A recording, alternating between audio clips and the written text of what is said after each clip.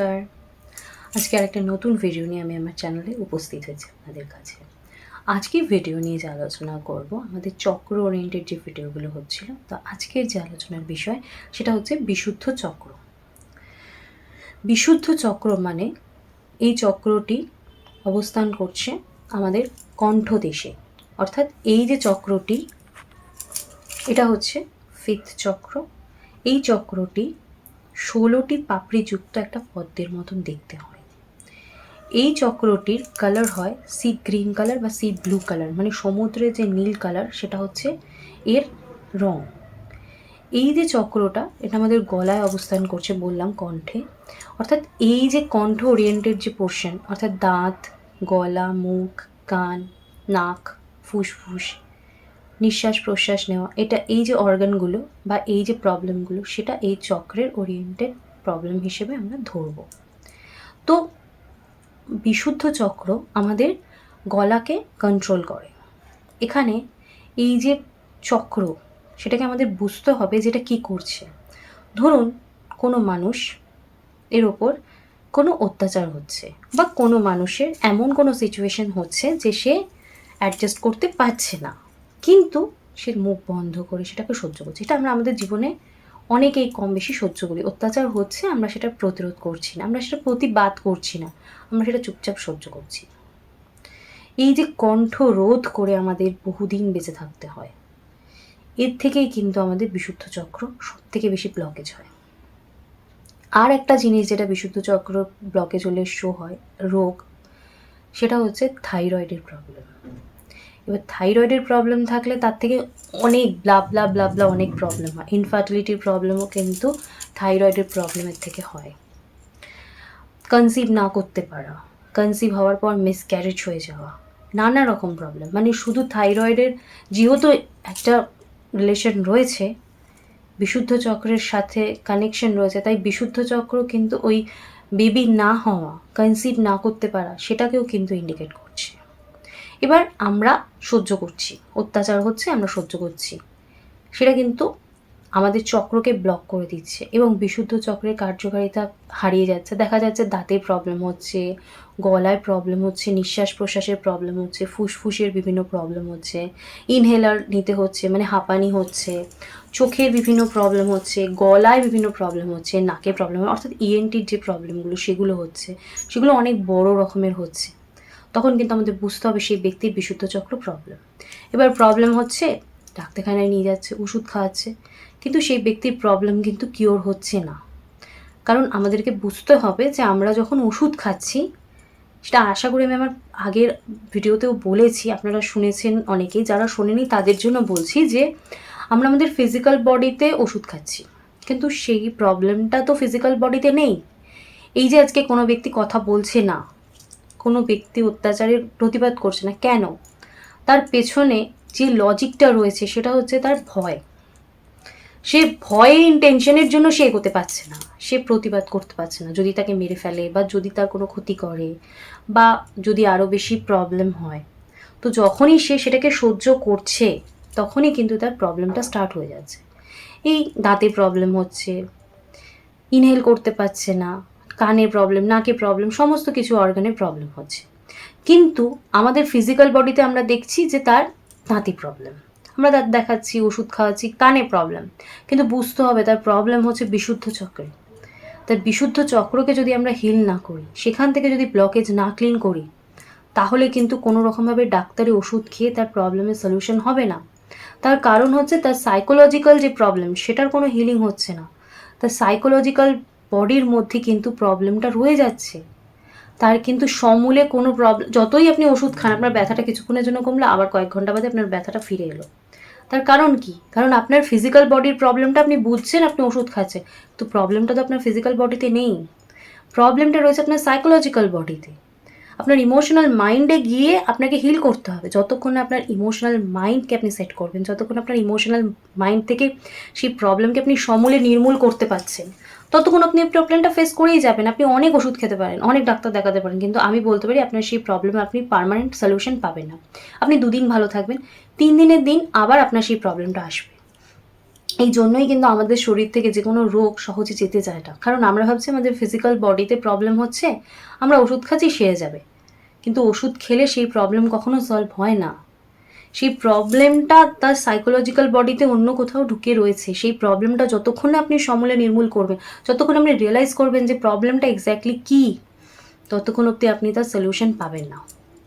তো যদি আমি রেইকির কথাই ধরি, রেইকি কী করে, এই সিচুয়েশন হলো, তাকে আমরা রেইকি হিলিং দিলাম, বা যদি সে রেইকি জানে, সে নিজেই রেইকি প্র্যাকটিস করলো, বিশুদ্ধ চক্র প্র্যাকটিসের সাথে সাথে 3 মিনিট হয়তো বিশুদ্ধ চক্রে এক্সট্রা করে এনার্জি দিল। তাতে কি হচ্ছে, তার বিশুদ্ধ চক্রটা যখন আস্তে আস্তে অ্যাক্টিভেট হচ্ছে, ব্যালেন্স হচ্ছে, তখন কিন্তু তার এই যে প্রবলেমটা তাকে ফেস করতে হয়েছিল, সেটা কিন্তু তাকে আর ফেস করতে হচ্ছে না। তার কিন্তু আস্তে আস্তে দেখা যাচ্ছে কানের প্রবলেম, নাকের প্রবলেম, গলার প্রবলেম, তার ফুসফুসে যা প্রবলেম ছিল, ইনহেলের প্রবলেম, মানে আস্তমা যেটাকে বলে, হাঁপানি, সেই প্রবলেম, সেগুলো আস্তে আস্তে বেরিয়ে যাচ্ছে। থাইরয়েডের প্রবলেম, এই প্রবলেমগুলো আস্তে আস্তে ক্লিনিং হচ্ছে। অর্থাৎ আমরা বলতে পারি যে চক্র শুধু রয়েছে, চক্রকে আমরা অ্যাক্টিভেট করে দিলাম না। চক্র কিন্তু ওভার অ্যাক্টিভেট হলেও কিন্তু প্রবলেম হয়। চক্র যেমন না কাজ করলে, ব্লক হলে যেমন সমস্যা হয়, আবার চক্র যদি অতিরিক্ত কাজ করে, অতিরিক্ত অ্যাক্টিভেট হয়, তখনও কিন্তু আমাদের নানা প্রবলেমের মধ্যে পড়তে হয়। তো আমাদেরকে করতে হবে যে চক্রটাকে ব্যালেন্সে আনতে হবে। আমরা যদি চক্রকে ব্যালেন্সে আনতে পারি, তবেই কিন্তু একমাত্র আমরা সেই বেনিফিটটা পাবো।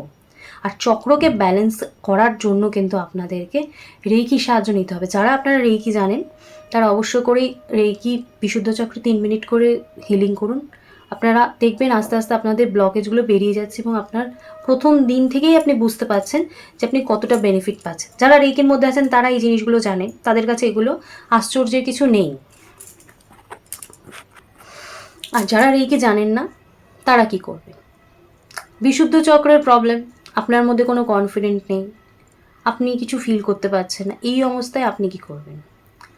আপনি একটা করতে পারেন, একটা মেডিটেশন বলে দিচ্ছি, সেটা হচ্ছে, আমি সব ক্ষেত্রেই কিছু না কিছু ঘরোয়া উপায় আপনাদের বলে দিই, যেই উপায়গুলো অ্যাপ্লাই করে আপনারা ভালো থাকতে পারেন। তো আপনারা কি করবেন, ওই অ্যাজ ইট ইজ হয় সকালবেলা, না হলে ইভিনিংয়ের টাইমে আপনি পরিষ্কার পরিচ্ছন্ন হয়ে একটা পরিষ্কার কাপড় পরে আপনি শুয়ে পড়তে পারেন বা বসে থাকতে পারেন। এবার এই অবস্থায় আপনাকে একটা সি গ্রিন কালার বা সি ব্লু, যেটা সমুদ্রের যে নীল রঙটা, সেই যে কালারটা, সেই কালারের একটা কাপড় আপনাকে সংগ্রহ করতে হবে। সেটাকে আপনি কি করবেন, আপনার গলার পোর্শনটা মাফলার যেরকমভাবে আমরা ইউজ করি, ওরকম ঘুরিয়ে পুরো, মানে পিছন দিকটাও কভার হবে, সামনের দিকটাও কভার হবে, সেইভাবে আপনি ওটাকে কভার করবেন। করে এবার আপনি কি করলেন, গলার পোর্শনটায় ওটা চাপ দিয়ে দিলেন, দিয়ে আপনি এরমভাবে ওটাকে ধরে রাখলেন, বা আদারওয়াইজ আপনি এইভাবে এটাকে ঢাকা দিলেন, পুরো গলাটা আটকে দিলেন, দিয়ে আপনি শুয়ে পড়লেন। এবার কি করছেন, আপনি মানে শুয়ে পড়ছেন, শুয়ে ফার্স্টে ডিপ ব্রিথ নিচ্ছেন, 3টে ইনহেল করছেন, এক্সহেল করছেন, ফ্রেশ ফিল করছেন, মাইন্ডকে রিল্যাক্স করছেন।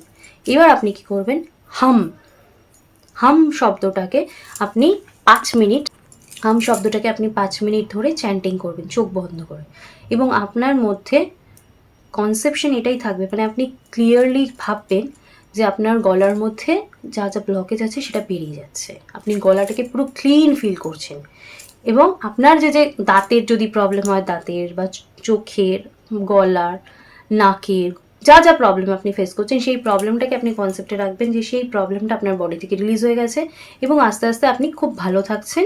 এবং এই যে প্রসেসটা, এটা কিন্তু একদিন করলে চলবে না, আমি বারবার বলি ঘরোয়া উপায়, একদিনে রেজাল্ট আপনি পাবেন না, কিন্তু অবশ্য করেই আপনি ভালো থাকবেন। কিন্তু আপনাকে এটাকে মানে এটাকে আপনাকে একটা সঙ্গী করতে হবে, এটাকে আপনাকে করে যেতে হবে টানা বেশ কিছুদিন। করে গেলে অবশ্যই আপনি বেশ কিছু দিন থেকে আপনি বেনিফিট বুঝতে পারবেন।